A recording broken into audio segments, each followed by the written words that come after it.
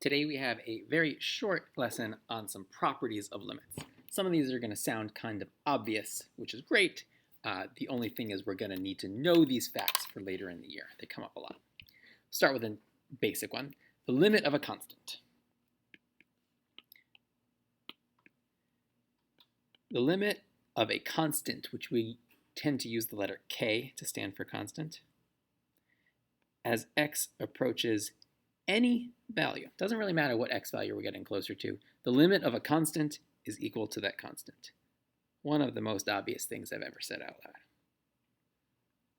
It makes sense. If a function is just a constant number, function is always 3, it doesn't matter what x is getting close to, that function is just going to be 3.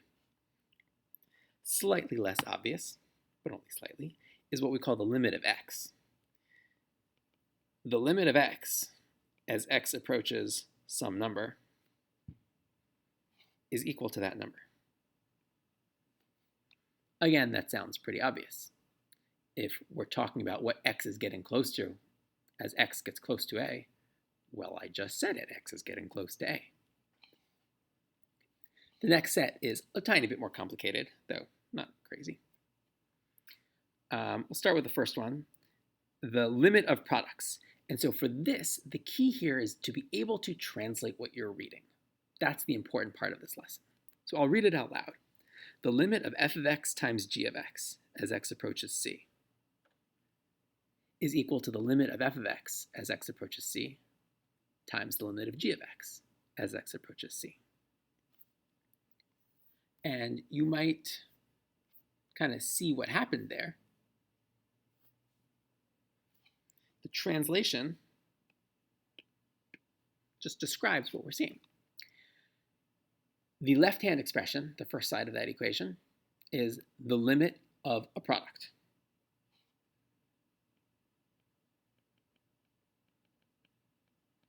And when we say of a product, we mean a product of two functions. The limit of a product equals, and on the right-hand side, the right-hand expression, we have turned the limit of a product into the product of two separate limits.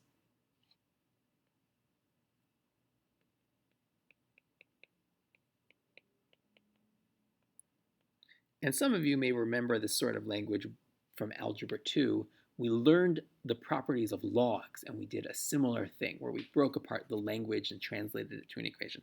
It's the same idea here. This is a really important one. It seems kind of obvious, and it's not that surprising, that if you have the limit of the product of two functions, it's equal to the product of one limit times the other. Great. If you wanted to sort of paraphrase that, you could, as we can split the limit of a product into two easier limits.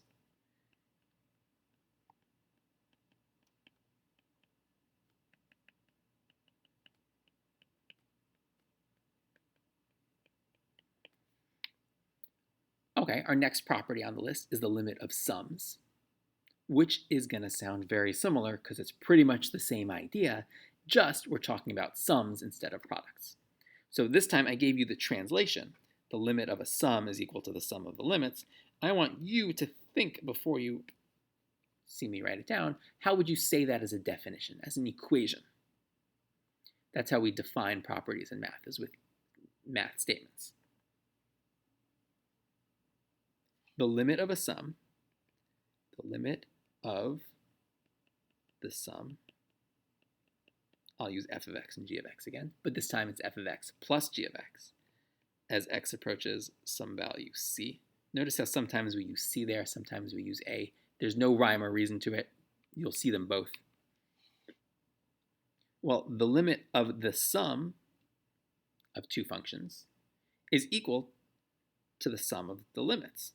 So I could take the limit of f of x plus g of x as x approaches c and break it apart into the limit of f of x as x approaches c plus the limit of g of x as x approaches c. And again, this should not be surprising to you that this is true. It makes sense. If you're adding two things together,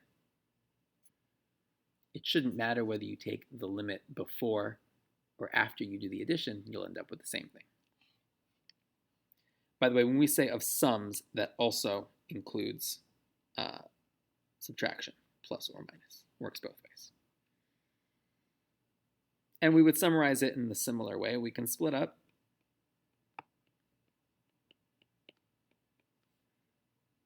the limit of a sum. There isn't that much of a difference between the translation and the summary. Okay. And then the limit of quotients is going to be, again, the same thing. I gave a slightly different summary there. The limit distributes over division. I don't really usually use the word distribute unless I'm talking about multiplication, but we'll go with it here. This time we're talking about the limit of a quotient.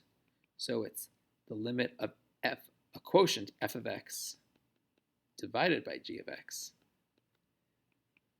as x approaches c, is going to equal the quotient of the limits. The limit of f of x as x approaches c,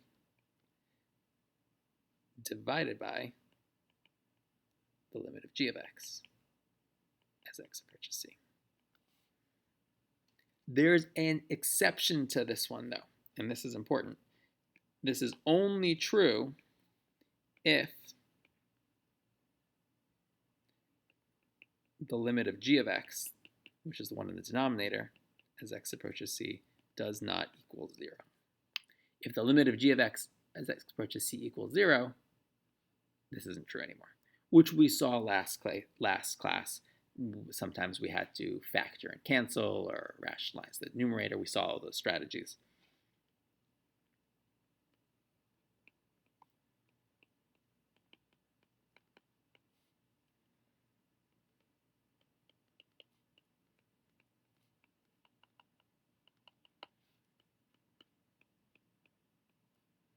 Okay. And then one last property here, which I need to make room for, sorry.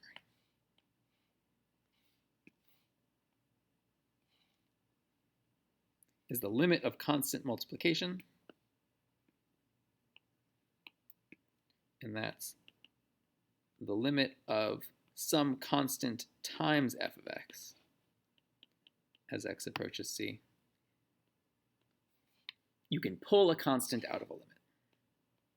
The constant times the limit of f of x as x approaches c, which really is just an extension, a combination of the two previous properties that we had. One, that if you have the limit of a product, you can write it as the product of two limits.